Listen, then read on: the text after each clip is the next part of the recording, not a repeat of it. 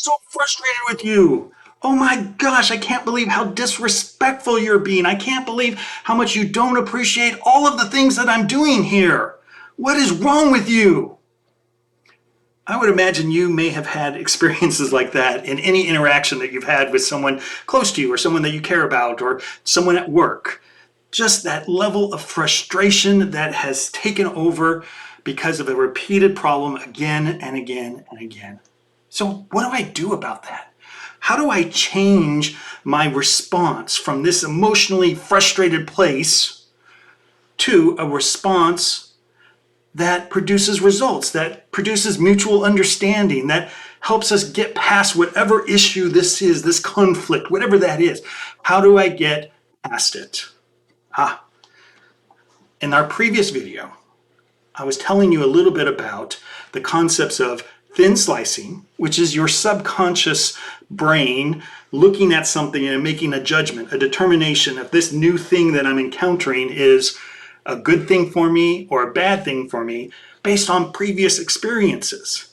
We also talked about the idea of reptile brain, which is your body and mind's immediate gut reaction response to something I'm afraid of or fearful of or I feel threatened by. It's that fight or flight instinct as well. So what do I do about those things? How do I get past that? First, I want to tell you a quick story. I promise it's short. So when my son was a teenager, he's an adult now, but when he was a teenager, very often I would get so frustrated with him because I was responsible for keeping the house clean, doing the laundry, all of those things, washing the dishes, all of that kind of stuff. And there were times where I would do a load of laundry, his laundry, and when I was done, I would simply place it on his bed and ask him to fold it up and put it away. Those were his clothes. To me, that was a simple ask. But what was my experience with that?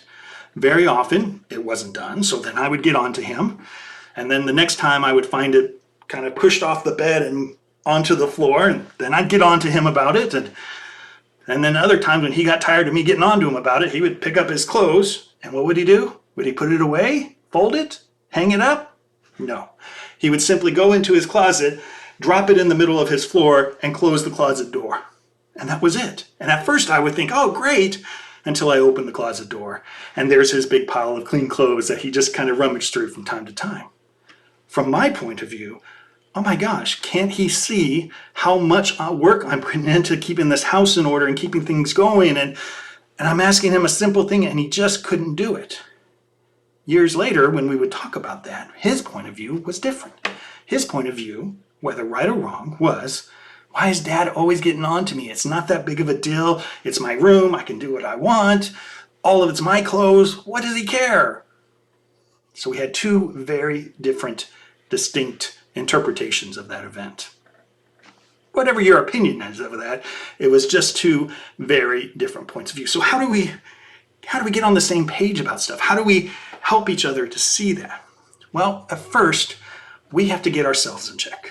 And we do that by simply, first, after an encounter that you've had, you've got to take some time to reflect on it. Because what you're really wanting to do is find a way that you're not reacting from that emotional place, that reptile brain, and instead you're responding in a way that will help produce results. So this is going to take practice. This is not going to be a magic wand and you've got it done. It's going to take practice again and again and again and again. So whatever that encounter is, that conflict is, when you've had that emotional response, the first thing you're going to have to do is walk away, go find a place that you can take time to reflect, that you won't get interrupted, and write out everything that you're thinking in that moment. It's going to be messy. It's going to be weird. You're going to put labels on it of they're being a jerk, they're not respectful, they don't appreciate me, all of those things. You're going to write all of that down.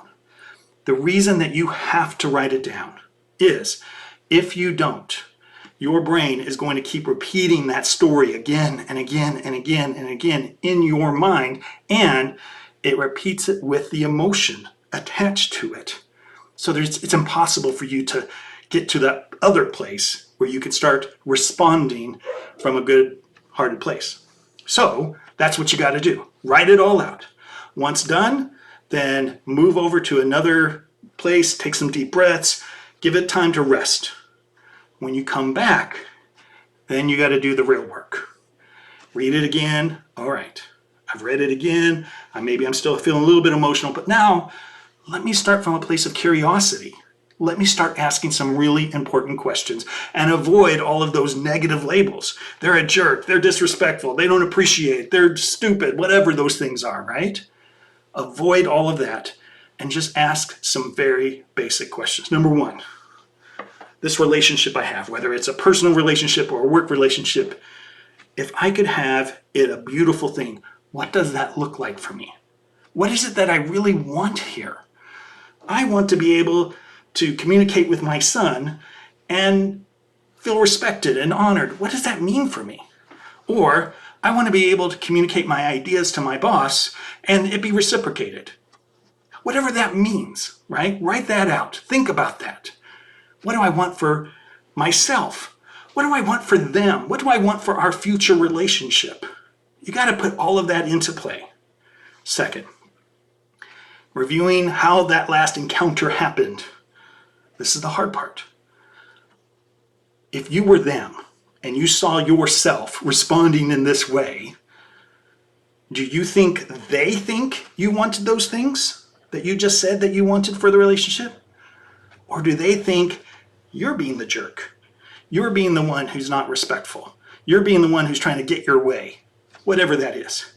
I'm not talking about right or wrong here. I'm talking about perspective.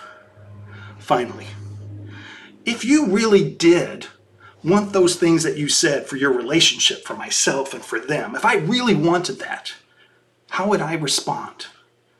How would I communicate? From an emotional place or a collaborative place? Take time to write all of those things out so that you can start moving to the next levels of being able to have a conversation with them about your perspective, your feelings, but you're doing it from a place that's not going to cause them to jump into their reptile brain. It's going to invite a conversation. We'll have more about that, but take time to review that for now, and we'll come back. Thanks, team. Talk to you later. Bye-bye.